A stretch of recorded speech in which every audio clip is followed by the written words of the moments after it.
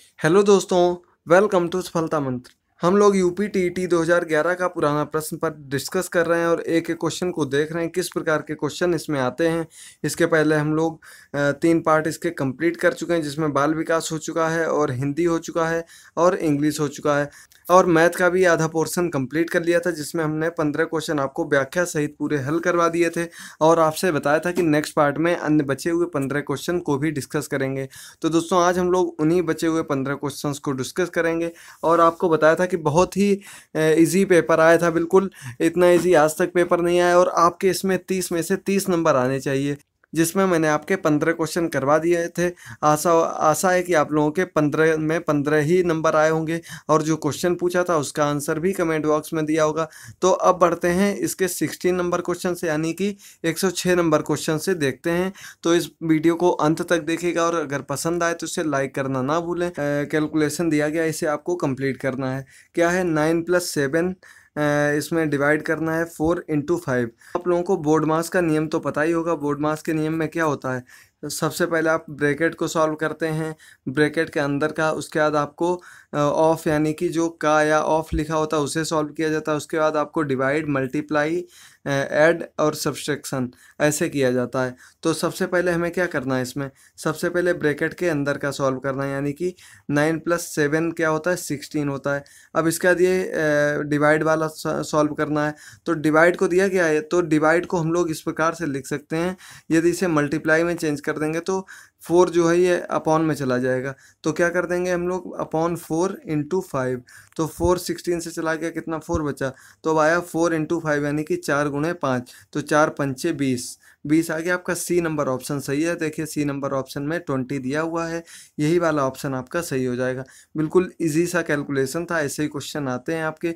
अब इसके बाद अगला क्वेश्चन है, भिन्नों को आरोही क्रम में सजाने का विन्यास बताइए। आरोही क्रम होता है कि सबसे पहले आपको छोटी भिन्न, उसके बाद उससे बड़ी, उसके बाद उससे बड़ी, उसके बाद उससे बड़ी, इस प्रकार से भिन्न में परिवर्तित करना है।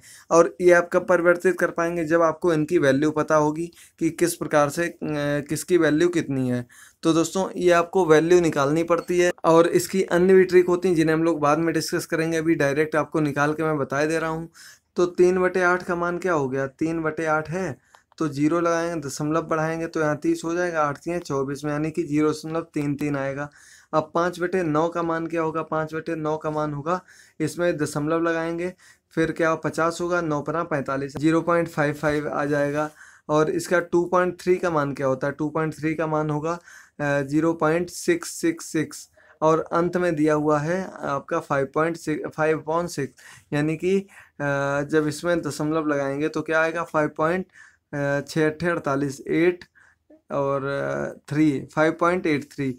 तो इसमें आपकी सबसे बड़ी वैल्यू, सबसे छोटी वैल्यू कौन सी है, 3/9, उसके बाद है 5/9, उसके बाद 2/3 और इसके बाद है ये 5.6, यानी कि ये आपका सी नंबर ऑप्शन ही बिल्कुल सही हो जाएगा। अब वैसे मैंने सी नंबर ऑप्शन मुझे पता था, सी इस हिसाब से मैंने इस पे कर दिया। यदि आप इस वाले ऑप्शन में भी करते तो सबसे जो आपका, यदि आप लोगों को ट्रिक याद करने में दिक्कत होती है तो सबसे इजी यही होता है, इनकी सभी की वैल्यू निकाल लीजिए आप दशमलव में और उसके बाद उन्हें छोटे से बड़े क्रम में लिख देंगे, आपका आंसर हो जाएगा। इसका सी नंबर ऑप्शन सही है। एक एक क्वेश्चन को साथ में ही सॉल्व करते रहिए और अपने आंसर मैच करते रहिए। अब इसके बाद अगला क्वेश्चन है 108 नंबर क्वेश्चन। मार्टिन के पास कुछ मार्बल हैं, उनमें से 14 खो दिए, फिर उसके पास 6 रह जाते हैं, तो आरंभ में उसके पास कितने मार्बल थे, यानी कि उसने उसके पास कितने मार्बल थे ये बताना है। 14 खो दिए, 6 रह गए। कितना इजी क्वेश्चन है, इससे इजी क्वेश्चन तो हो ही नहीं सकता कि टीईटी लेवल में, कि आपसे क्या कह दिया गया, उसके पास 6 मार्बल रह गए हैं, 14 मार्बल उससे खो गए हैं, तो टोटल पूछा गया है। तो दोनों को ऐड कर देंगे, आपका आंसर आ जाएगा 14+6 यानी कि 20 आपका आंसर हो गया। बी नंबर ऑप्शन बिल्कुल सही हो जाएगा। कितना इजी क्वेश्चन था बिल्कुल। अब इसके बाद 109 नंबर क्वेश्चन है, 1/3 + 7/9 में भाग 7/10 गुणे 1 सही 1/4। तो दोस्तों, बोर्ड मास नियम के अनुसार सबसे पहले ब्रैकेट के अंदर का सॉल्व किया जाएगा। क्या है, 7/10 इंटू 1 सही 1/4 है, यानी कि इसे लिख सकते हैं हम लोग 5/4। ये ब्रैकेट का अंदर का है, तो 5 ये 2 चला गया, तो अब आ गया 7/8 हो गया आपका। और बाहर आपकी ये वैल्यू दी गई, तो अब इसे 1/3 + 7/9 दिया गया। अब ये भाग को जब चेंज करेंगे तो वैल्यू उल्टी हो जाएगी, यानी कि 8/7 हो जाएगी। 7 से 7 कैंसिल हो गया, तो अब ये वैल्यू आपकी बची 1/3 प्लस 8/9। तो अब जब ये आपके 7 कैंसिल हो गए तो इसके बाद बचा आपका 1/3 प्लस 8/9। अब इसे जब एलसीएम लेके सॉल्व करेंगे, 9 एलसीएम आ गया आपका, इधर आ गया 3 + 8। 3 + 8 कितना हो गया 11/9, यानी कि 11/9। इसे जब हम लोग मिश्र भिन्न में चेंज करेंगे तो क्या आ गया 9 एकम 9, यहाँ 2 बचेगा 2/9। एक सही 2/9, यानी कि आपका बी नंबर ऑप्शन सही है, एक सही 2/9 वाला, ये आपका बिल्कुल करेक्ट आंसर है। इसके बाद बढ़ते हैं 110 नंबर क्वेश्चन पर। 110 नंबर क्वेश्चन भी बहुत ही ईजी, इसमें आपको सिर्फ दशमलव का हेर फेर देखना है, दशमलव चेंज हो जाता है और कुछ भी नहीं है इसमें। 2.6 इंटू 0.91 ये दिया हुआ है, तो सबसे पहले आप सीधे गुणा कर लीजिए। इस तरह के दशमलव वाले क्वेश्चन में कुछ नहीं करना, आप डायरेक्ट गुणा कर लीजिए। तो 26 इंटू 91 कर लीजिए पहले, सीधे क्या होगा 26 एकम 26, 86 लाई 2, 26 नवा 234 और 236, ये आ गया आपका 2366। अब कितने अंक बाद दशमलव लगा, अब एक यहाँ पर था 2 यहाँ पर था, यानी कि 1 2 3, 3 अंक बाद दशमलव है, तो इसमें देख के 1 2 3, 3 अंक बाद दशमलव लगा देंगे, बस यही आपका बिल्कुल सही राइट आंसर हो जाएगा। 1 अंक बाद 2 अंक बाद इधर दशमलव था, 1 अंक बाद इधर दशमलव के बाद दोनों जो दशमलव की संख्याएं होती हैं उनकी संख्या आपस में बढ़ जाती है, तो ये आपका आ गया 2.366।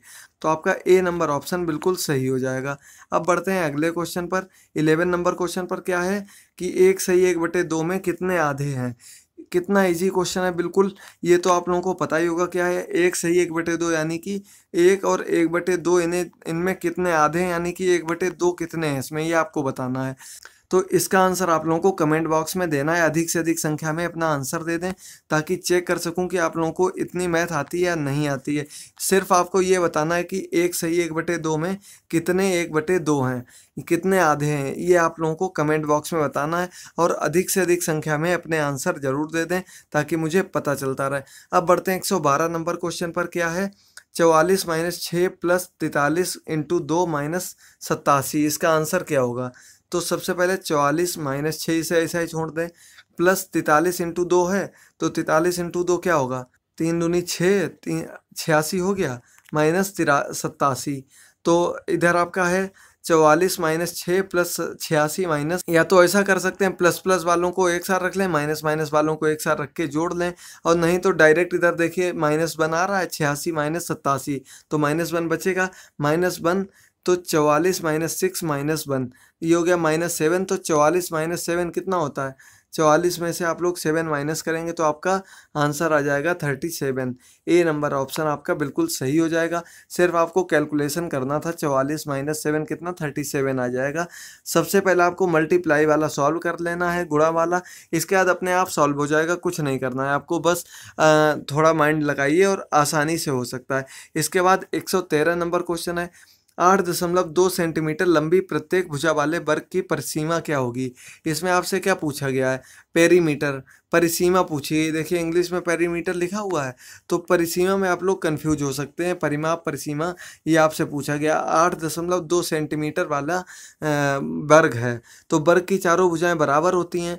आपसे परिसीमा पूछी गई तो इसकी परिसीमा क्या होती है, इसका होता है 4a। ए की वैल्यू आपको 8.2 दी गई है, तो इसमें आप लोग 4 का मल्टीप्लाई कर देंगे, 4 इंटू 8.2 32.8, तो आपका सी नंबर ऑप्शन सही हो जाएगा। अब इसके बाद बढ़ते हैं 114 नंबर क्वेश्चन पर कि एक टीन के बर्तन में 20 लीटर पेट्रोल है, रिसाव के कारण 3 लीटर पेट्रोल की हानि हुई है। यानी कि 20 लीटर पेट्रोल है और इसमें 3 लीटर आपका फैल गया है या हानि हो गई है, तो आपको बताना टीन के बर्तन में कितने प्रतिशत पेट्रोल रह गया है। आपका टोटल कितना था 20 लीटर था, इसमें 3 लीटर घट गया, यानी कि 17 लीटर टोटल पेट्रोल बचा आपके पास। अब आपको परसेंटेज में बताना है।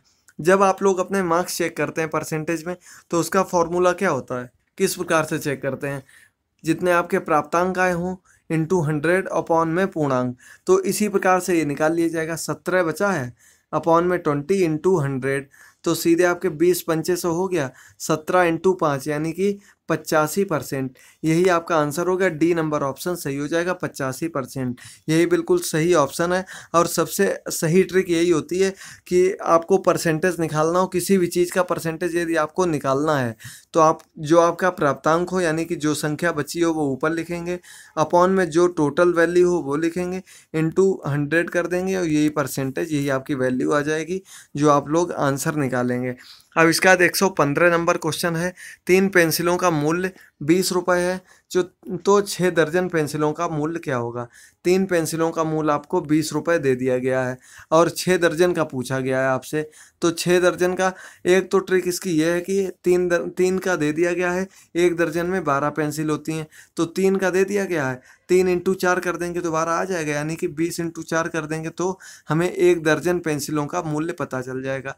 कितना हो गया, 80 रुपये हो गया एक दर्जन पेंसिलों का मूल्य।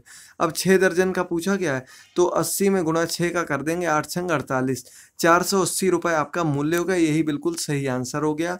और इसे निकालने की दूसरी ट्रिक ये होती है कि 3 पेंसिलों का मूल्य दे दिया गया है तो अब आप लोग एक पेंसिल का मूल्य निकाल लें और उसका 6 दर्जन में कितनी पेंसिल बनी उनका मूल्य निकाल लें। तो वैसे मेरे हिसाब से वाली ट्रिक ज़्यादा अच्छी रहेगी, जल्दी सॉल्व होगा। अब 116 नंबर क्वेश्चन है, आपको क्या दिया गया है, under root 64 minus under cube 64। ये जब 3 लिखा होता है यानी कि घनमूल है, कुछ नहीं लिखा होता तो यानी कि वर्गमूल है। तो दोस्तों 64 का वर्गमूल क्या होता है, 64 का वर्गमूल होता है 8। 8 इंटू 8 64 होता है, 8 इंटू 8 64 होता है। और 64 का घनमूल कितना होता है, 4 चक्कू 16 चक्कू 64, यानी कि 4 हो गया इसका घनमूल और 8 हो गया वर्गमूल। अब माइनस में पूछा गया यानी कि 8 माइनस 4, 4 आपका आंसर हो गया। ए नंबर ऑप्शन सही हो जाएगा बिल्कुल। अब इसके बाद बढ़ते हैं 117 नंबर क्वेश्चन पर, माइनस 0.008 का घनमूल क्या होगा। यानी कि आपसे पूछा गया 0.008 का घनमूल पूछा गया, माइनस लगा है तो माइनस लगेगा। घनमूल यानी कि कोई भी विषम संख्या दी हो, कल भी मैंने आपको बताया था उसमें कि माइनस माइनस माइनस 5 बार आया था, तो 5 कैसी विषम संख्या थी, कोई भी विषम संख्या दी हो, विषम साइन दिए हों तो वो सदैव माइनस में रहते हैं अगर डिफरेंट साइन है या माइनस आया हुआ है। और यदि आपके सम में हो या 2 4 6 8 इस फॉर्म में हो तो वो सदैव माइनस माइनस प्लस होता है। तो इसमें माइनस दिया गया और क्यूब है माइनस का, यानी कि 3 बार माइनस हुआ तो आपका ये माइनस ही रहेगा यहाँ पर।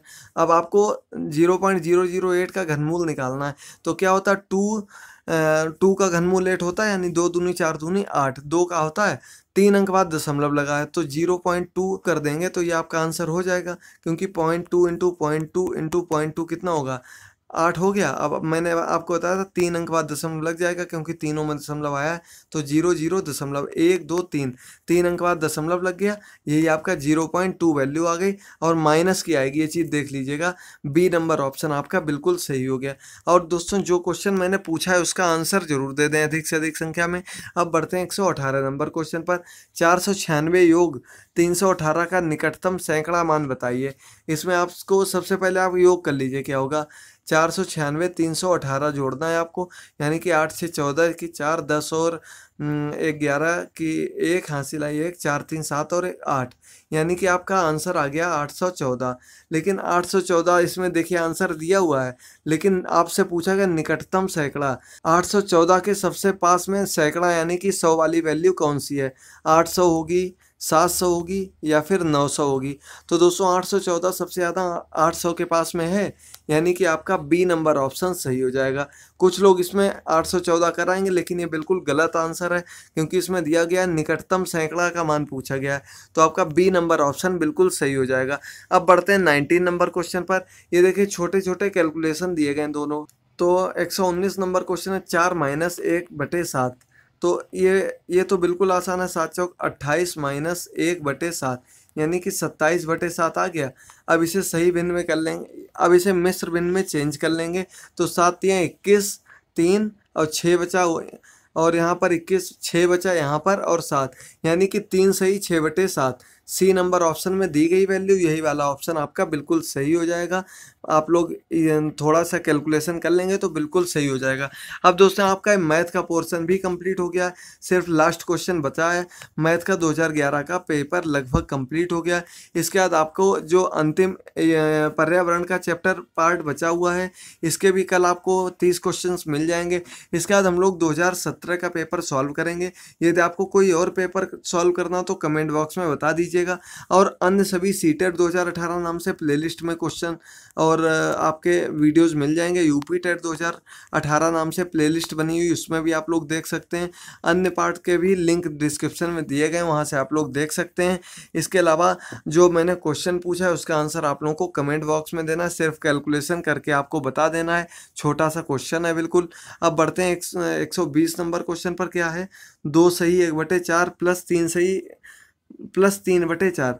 तो 2 सही 1/4 को पहले चेंज कर लें, क्या हो गया 9/4, 4 दूनी 8 प्लस 1 यानी 9/4 प्लस 3/4। ये क्या हो गया 12/4 आ गया आपका। तो 12/4 कैंसिल हो गया, 3 आपका आंसर हो गया। कुछ लोग कंफ्यूज होकर 3 आंसर नहीं लिखेंगे और गलत कराएंगे, लेकिन जब वो डिवाइड हो रहा है 12/4 की वैल्यू 3 आ रही है, तो यानी कि आपका डी नंबर ऑप्शन सही हो गया। कुछ आपको सोचने की ज़रूरत ही नहीं है, डी वाला ऑप्शन बिल्कुल सही हो गया। अब ये आपका मैथ का पार्ट कंप्लीट हो गया बिल्कुल। कमेंट बॉक्स में बताइएगा आपके कितने क्वेश्चन सही हुए हैं। जो क्वेश्चन पूछा उसका आंसर भी दे दीजिएगा। और दोस्तों वीडियो पसंद आए तो इसे लाइक कर दें, वीडियो को अधिक से अधिक अपने सभी दोस्तों के साथ शेयर कर दें और कमेंट बॉक्स में आंसर देना ना भूलें। थैंक यू दोस्तों।